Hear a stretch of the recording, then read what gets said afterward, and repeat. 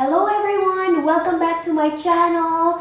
Sa mga new subscribers ko, welcome to our channel! So ngayon guys, you're up for another food adventure at ang gagawin natin ngayon ay yummy pinakbet. Ito ay very masarap na Filipino dish na talagang tsak na i-enjoy ng iyong family na i-share niyo sa pagkainan. So if you want to learn how I made this, please keep on watching!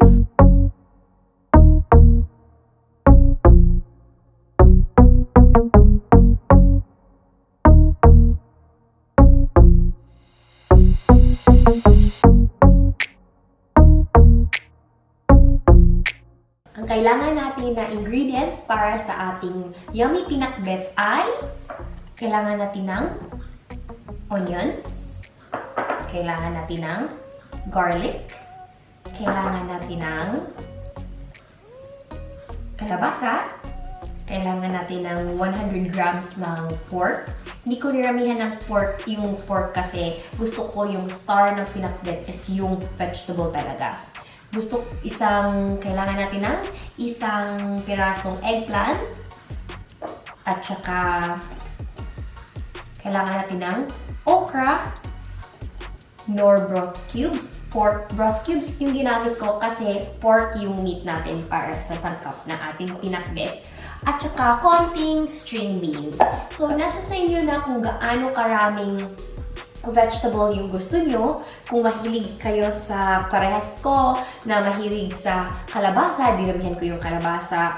Tapos, so kayo na bahala sa portions ng vegetable nyo. Pero, mainly, yun yung mga vegetables na kailangan sa ating pinakbet. At kailangan din pala natin ng ampalaya. Konti lang yung ampalaya na ginamit ko kasi hindi kasi fresh yung ampalaya dito. So, mas masarap, favorite ko din yung ampalaya kaso walang fresh, mas masarap yung fresh. So, frozen yan. So, okay na din. So, yun na. So, yung eggplant is, hugasan muna natin. Tsaka natin siya i-cut ng pahaba. So,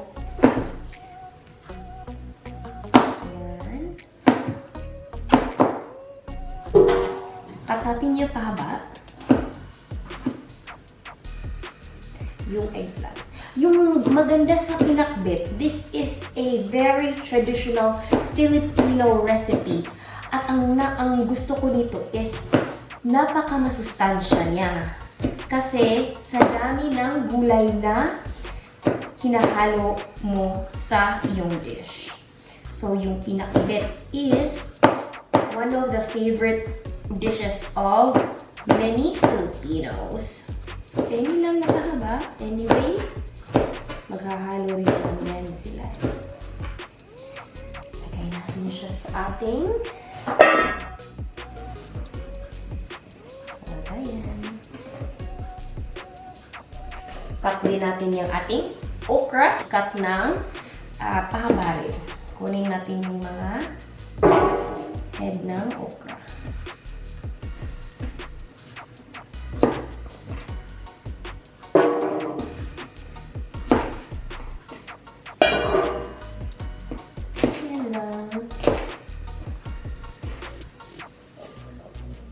And last but not the least, ating string beans.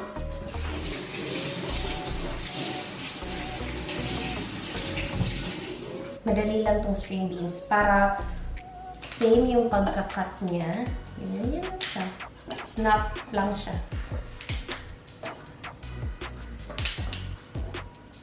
So, 4 na daliri. Cut. Yan.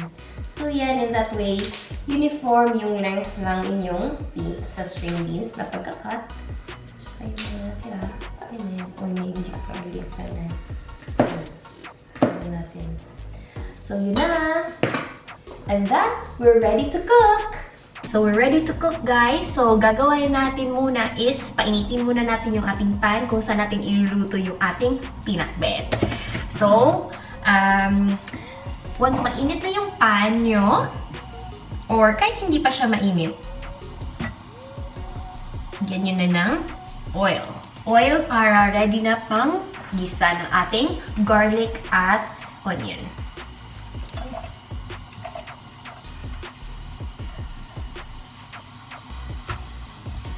So, ngayon, nagigisa muna tayo na ating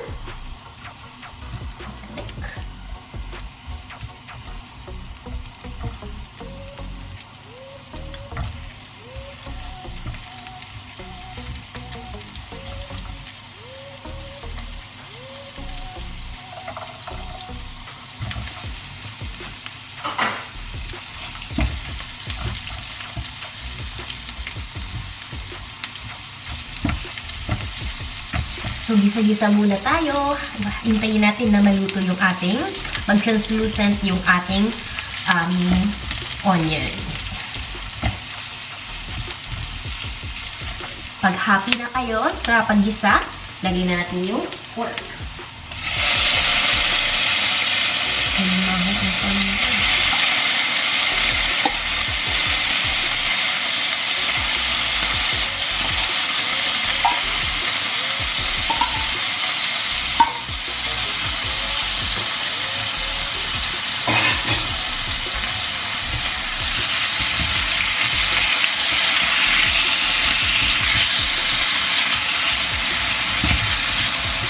Halutin lang natin yung pork.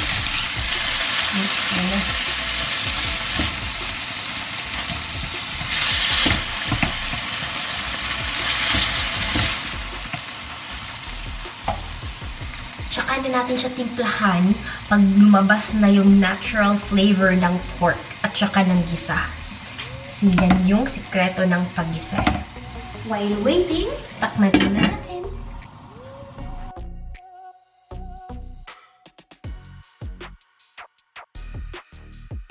At ngayon guys, ready na ang ating meat na timplahan ng asin at ground black pepper. Konti lang.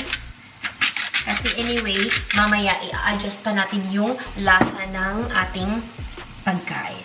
Konting-konti lang kasi mahihirapan tayong magbawas pag nasobrahan.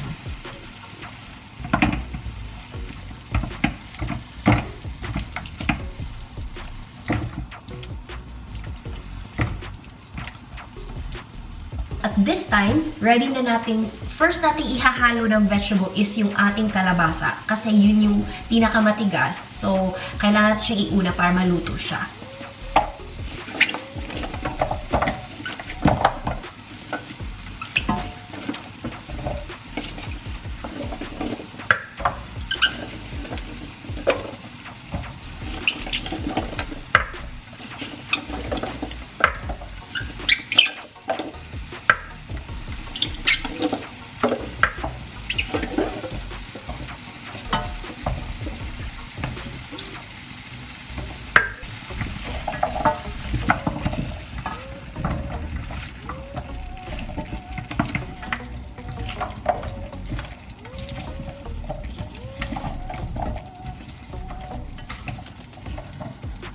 Okay, takman po na natin. So, middle ng pagluto ng ating kalabasa, lagyan natin siya ng tubig para maka-help ng pagluto ng kalabasa. Yung konting tubig lang.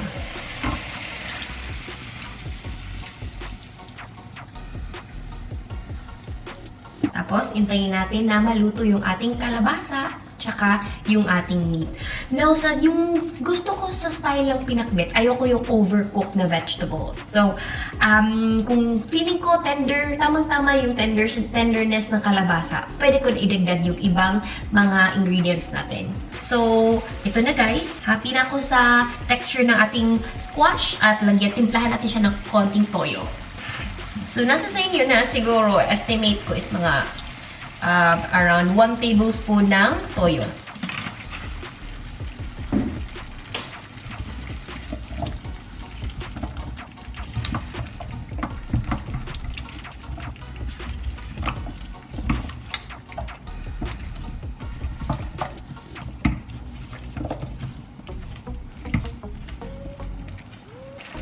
Check natin. Medyo matigas-tigas pa yung squash. Kasi pag i-try ko siya sa fork, hindi pa siya. Kailangan pa to ng konting time. Kulang pa. Hintayin muna natin. So guys, kung tignan natin, kung i-fork test ko siya, so okay, nanunuot na yung pork. So, pwede na happy na ako sa texture ng ating kalabasa. Next natin ilalagay is yung ating string beans. String beans natin, lagay. Mix. Mix together.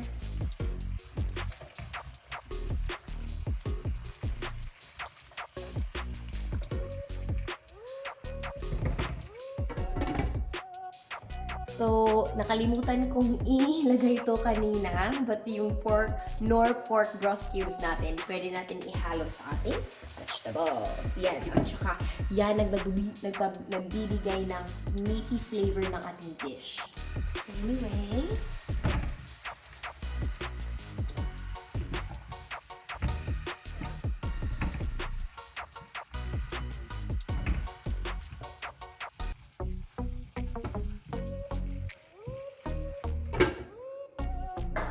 pwede na natin ilagay ang ating, after nun, pwede natin isunod ang ating okra. Anyway, yung string beans, madali lang siyang maluto. At pangit siya pag overcook kay stale siya, hindi na siya crispy.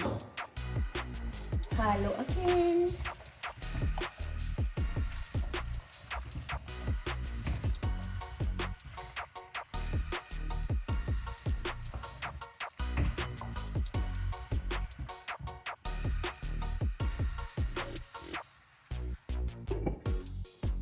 So, lagyan ko lang ng konting tubig guys ha, para may konting sabaw yung ating pinakbet. So, mga ganyan karaming tubig.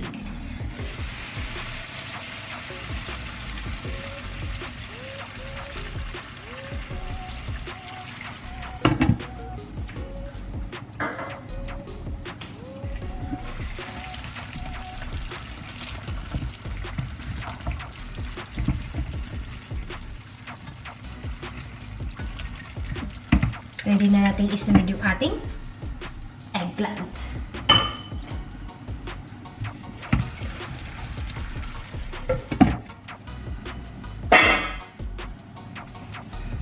Mix naman.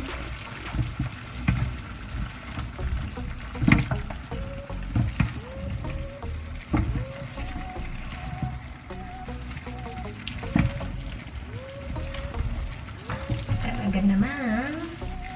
Masarap. Last but not the least, yung ating ampalaya.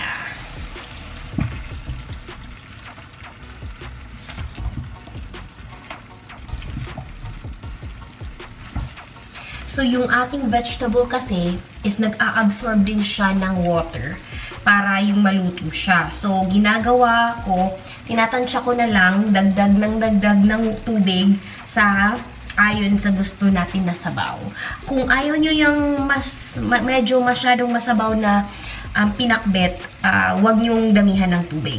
Pero kung gusto nyo medyo yung masarsa, lagyan nyo ng tubig, tsaka timplahan nyo sa according to taste.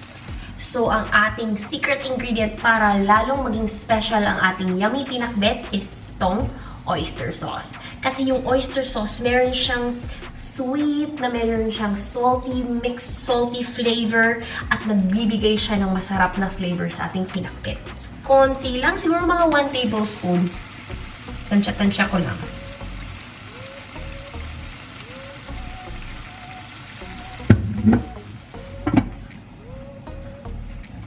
Mix nyo ulit.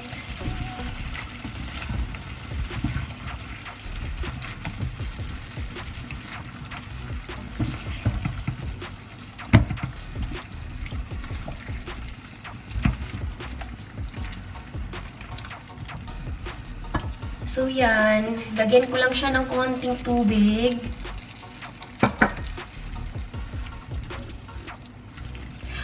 At this point, luto na talaga yung ating gulay tsaka yung ating meat. So, tikman natin kung pasado na ba ang flavor ng ating pinakbet.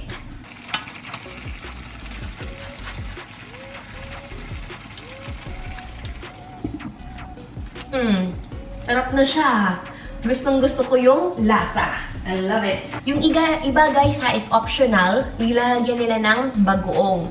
Yung akin, hindi ko na lang nilagyan kasi yung bagoong is nakakaalat siya ng pinakbet. Ang dami may toyo na ako, may asin pa ako, so binawas ko na yung bagoong. Pero kung gusto niyong lagyan ng bagoong yung inyong dish, suggest ko siguro skip niyo yung salt kasi para hindi siya masyadong maalat.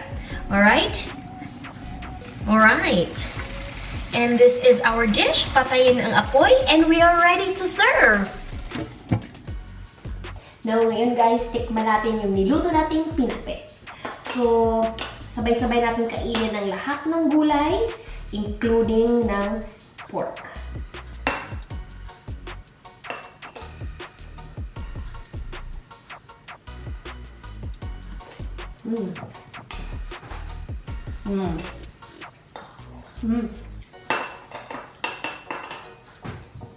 Masarap! So, ano pang hinihintay nyo? Gawa na kayo ng inyong special pinakbet to share with your family and friends. Thank you guys for watching this week's episode.